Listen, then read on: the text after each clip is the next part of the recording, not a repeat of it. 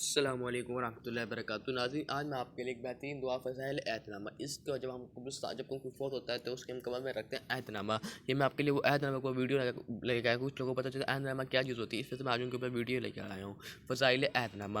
عہد نامہ تو توحید الہی کا اقرار ہے۔ جب اللہ تعالیٰ نے روحوں کو پیدا کیا تھا تو اس وقت اللہ تعالیٰ نے ان سے عہد لیا تھا کہ میں تمہارا رب میں تمہارا رب نہیں ہوں، تو سب روحوں نے کہا تھا کہ ہاں۔ اس یوم میثاق کہتے ہیں، یعنی یہ عہد توحید کا تھا۔ اسی عہد کے اقرار کو عہد نامہ کہا جاتا ہے، کیونکہ اس عہد نامے میں اللہ کی وحدانیت کی شہادت اور حضرت صلی اللہ علیہ وسلم کی رسالت کا اقرار ہے۔ حضرت ابن مسعود رضی اللہ تعالی عنہ سے مروی ہے کہ نبی کریم اکرم صلی اللہ علیہ وسلم نے ایک روز اپنے اصحاب سے فرمایا، کیا تم اس بات سے عاجز ہو کہ صبح شام اللہ تعالیٰ سے عہد کر لیا کرو؟ عرض کیا کیسے؟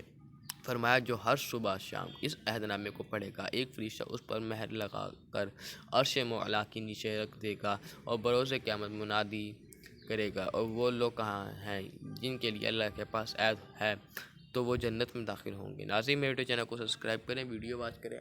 جزاک اللہ خیرا۔